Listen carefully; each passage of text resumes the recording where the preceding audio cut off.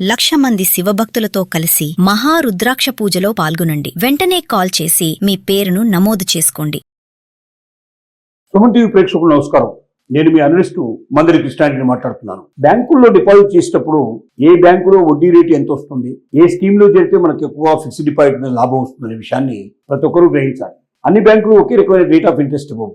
Rate of ఇంట్రెస్ట్లో తేడా వస్తుంది. అలాగే మీరు ఎంతకాలం పెడతారనే దాని మీద ఆధారపడింది. సపోజ్ కెనరా బ్యాంక్ ఒకటి తీసుకుందాం, స్టేట్ బ్యాంక్ ఆఫ్ ఇండియా తీసుకుందాం, అలాగే మనకు Punjab national bank plus post office, ఈ నాలుగింటిని మనం కంపేర్ చేస్తే 2 లక్షల రూపాయలు మీరు పెట్టుబడి పెట్టారనుకోండి. ఈ 2 లక్షల రూపాయలు ఏ బ్యాంకులో దాచుకుంటే లేదా పోస్ట్ ఆఫీస్లో దాచుకుంటే మీకు ఎంత వస్తుందో సుమారుగా మనం ఒకసారి చూద్దాం. ఉదాహరణకి కెనరా బ్యాంకు లోపల 6.6% వడ్డీ వస్తుంది. అలాగే సీనియర్ సిటిజన్ అయితే కొంచెం పెరిగే అవకాశాలు ఉన్నాయి. ఈ 6.6% వడ్డీ తీసుకున్నట్టయితే లెక్క తీసుకుంటే మీరు 555 రోజులు మినిమంగా బ్యాంకులో పెడితే మీకు కెనరా బ్యాంకు ద్వారా ఈ 555 రోజులకు గాను 2 లక్షల రూపాయలకు వడ్డీ ఎంత వస్తుందంటే 30,000 నుంచి 35,000 రూపాయలు అదనంగా మీకు వచ్చే అవకాశం ఉంటుంది. అదే ఒకవేళ మీరు పంజాబ్ నేషనల్ బ్యాంక్ లోపల కాకుండా స్టేట్ బ్యాంక్ ఆఫ్ ఇండియాలో పెట్టారనుకుందాం. స్టేట్ బ్యాంక్ ఆఫ్ ఇండియాలో పెడితే కొంచెం వడ్డీ తక్కువ వస్తుంది. 27,000 నుంచి 33,000 రూపాయల లోపలనే మీకు వడ్డీ వస్తుంది. అంటే 2,000 నుంచి 2,500 దాదాపు తగ్గే అవకాశాలు ఉంటాయి. ఎందుకు అంటే స్టేట్ బ్యాంక్ ఆఫ్ ఇండియా ఇవాళ భారతదేశంలో నెంబర్ 1 అతిపెద్దది, అలాగే ప్రపంచంలో నెంబర్ 2 ప్లేస్లో ఉన్నటువంటిది. ఇంత పెద్ద బ్యాంకులో ఇది భారత ప్రభుత్వానికి కావాల్సిన నిధులు సమకూరుస్తూ భారత ప్రభుత్వం యొక్క నిధులన్నీ కూడా స్టేట్ బ్యాంక్ ఆఫ్ ఇండియాలో ఉంటాయి.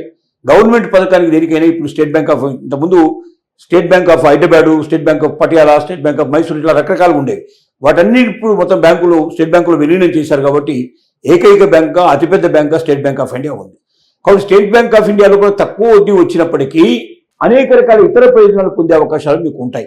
అది ఏమిటనేది తర్వాత మనం ఆలోచిద్దాం. అంటే ఉదాహరణకి మీకు ఏదైనా యాక్సిడెంటల్ పాలసీ ఉందనుకోండి, అది మీరే డబ్బులు వేరే కట్టాల్సిన అవసరం లేకుండా స్టేట్ బ్యాంక్ ఆఫ్ ఇండియాలో అకౌంట్ ఉండే వాళ్ళకి మీకు కొంతమందికి మీకు డెఫినెట్గా యాక్సిడెంటల్ పాలసీ లోపల మీకు వస్తుంది, ఫ్రీగా వస్తుంది.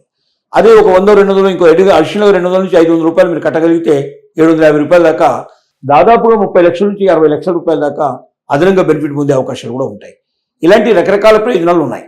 కానీ డైరెక్ట్గా తీసుకున్నట్లయితే 2 లక్షల రూపాయలని బ్యాంకులో పెట్టినట్టయితే అక్కడ 6.6% వడ్డీ మనకు కెనరా బ్యాంకులో వస్తుంది. 6.4% లోపలనే 6.2% లోపలనే మనకు స్టేట్ బ్యాంక్ ఆఫ్ ఇండియాలో వస్తుంది. అదే ఒకవేళ మనం పంజాబ్ నేషనల్ బ్యాంక్ తీసుకుంటే 6.4 దాకా వస్తుంది.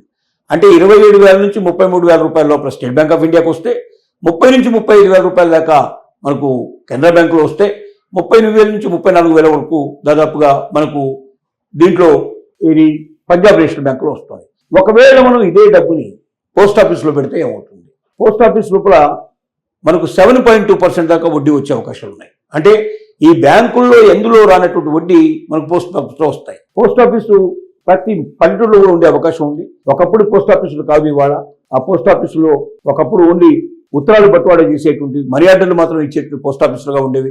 ఒక పోస్ట్ మాస్టరు, 2-3 పోస్ట్ మ్యాన్లు నడిపేటువంటి పోస్ట్ ఆఫీసులు ఇవాళ ఎలా తయారైనాయంటే బ్యాంకుల కన్నా చాలా గొప్పగా తయారయ్యే పరిస్థితి ఏర్పడుతుంది. కంప్యూటర్లు వచ్చేసాయి, ఆన్లైన్ ట్రాన్సాక్షన్స్ వచ్చేసాయి. ఎంప్లాయీస్ అంతా కూడా బాగా చదువుకున్న వాళ్ళు, బాగా కంప్యూటర్ నాలెడ్జ్ ఉండే వాళ్ళని ఎంప్లాయీస్కి తీసుకోవడం జరిగింది. ఒక బ్యాంకు ఏ రకంగా పటిష్టంగా పనిచేస్తుందో అదే రకంగా ఇవాళ పోస్ట్ ఆఫీసులు కూడా చాలా భద్రత కలిగి పటిష్టంగా పనిచేయడం కాకుండా మీరు డబ్బులు ఆన్లైన్లో వేయొచ్చు, ఆన్లైన్లో తీసుకునే ప్రాబ్లమ్స్ కూడా ఉంది. అలాగే అనేక రకాల స్కీముల ద్వారా ఎంతో ఫిక్స్డ్ డిపాజిట్, రకరకాల ఫిక్స్డ్ డిపాజిట్ల ద్వారా విపరీతమైన డబ్బు ప్రజలకు అందినట్టుగా కూడా చేసే అవకాశాన్ని పోస్ట్ ఆఫీస్లో కలిగించడం జరిగింది.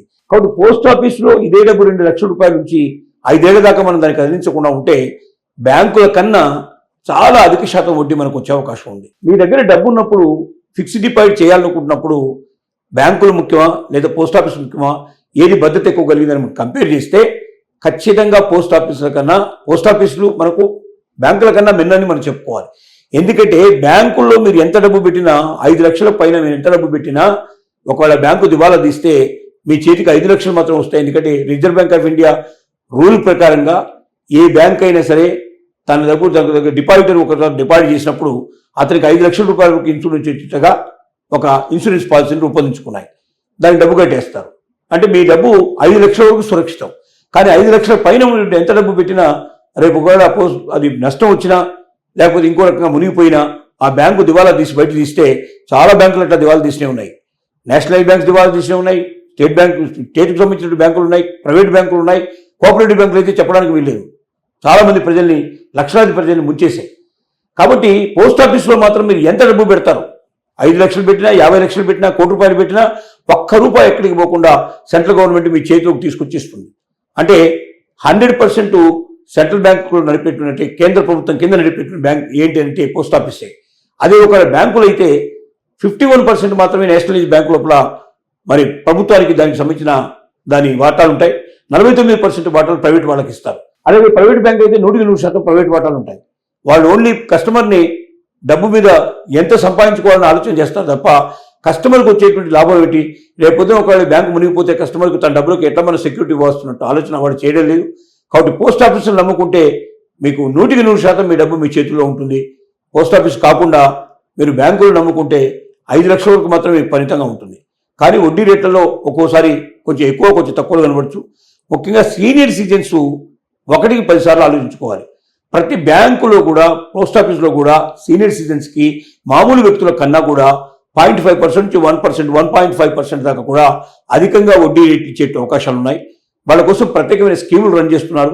కాబట్టి ప్రతి బ్యాంకుని మీరు ఉదాహరణగా ఈ 3-4 బ్యాంకులు తీసుకుంటే, స్టేట్ బ్యాంక్ ఆఫ్ ఇండియా తప్పనిసరిగా వెళ్ళి కనుక్కోండి.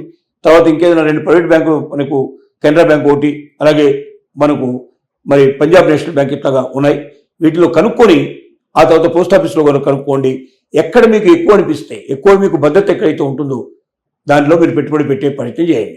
ముఖ్యంగా పోస్ట్ ఆఫీస్లో మీరు పెట్టే ప్రతి రూపాయిని వాళ్ళు ఓన్లీ ప్రభుత్వానికి సంబంధించిన రోడ్లు, డ్రైనేజు, వాటరు, ఎలక్ట్రిసిటీ, ఇంకా రకరకాల ప్రాజెక్టుల మీద పెడతారు. కాబట్టి ఆ డబ్బులు గవర్నమెంట్గా ఇస్తారు కాబట్టి 100% సెక్యూర్గా ఉంటాయి. మనకి ఏ రకమైన నష్టం దాంతో లేదు. కేంద్ర ప్రభుత్వం మనకు భరోసా ఇస్తుంది కాబట్టి మన డబ్బు మనకు భద్రంగా పెట్టుబడి పెట్టుకున్నట్టుగానే ఉంటుంది. కాబట్టి ఎవరు కూడా నష్టపోయే అవకాశం ఉండదు. కాబట్టి కంపేర్ చేయండి. ఏదైనా పెట్టుబడి పెట్టాలనుకున్నప్పుడు మీ దగ్గర డబ్బు ఉన్నప్పుడు ఊరికి గబ్బుకొని తీసుకెళ్ళి బ్యాంకులు పెట్టడం కాదు. ఏ బ్యాంకు ఎక్కువ వడ్డీ రేట్ ఇస్తుంది, ఏ పథకంలో అయితే వడ్డీ రేట్ ఎక్కువ వస్తుంది, మనకు ఒక 5 ఏళ్ళు మనం భద్రంగా పెట్టుకుంటే 5 ఏళ్ల తర్వాత పోస్ట్ ఆఫీస్లో ఎంత వస్తుంది, ఎస్బీఐలో ఎంత వస్తుంది, కెనరా బ్యాంకులో ఎంత వస్తుంది, అలాగే మనకు పంజాబ్ నేషనల్ బ్యాంకులో ఎంత వస్తుంది. ఒక్కసారి మీరు ఆన్లైన్లో కొట్టి చూసుకుంటే ఆన్లైన్లో మీకు వివరాలన్నీ దొరుకుతాయి. మీరు ఎక్కడికి వెళ్ళాల్సిన అవసరం లేదు. ఆ చెక్ చేసుకున్నాక దేంట్లో ఎక్కువ మనకు లాభాలు వస్తున్నాయో, ఏది మనకు సురక్షితమో 1కి 10 సార్లు ఆలోచించుకొని మీరు పెట్టుబడి పెట్టుకోండి. తద్వారా మీ డబ్బును రెట్టింపు చేసుకునే ప్రయత్నం మీరు చేయమని కోరుతున్నాం.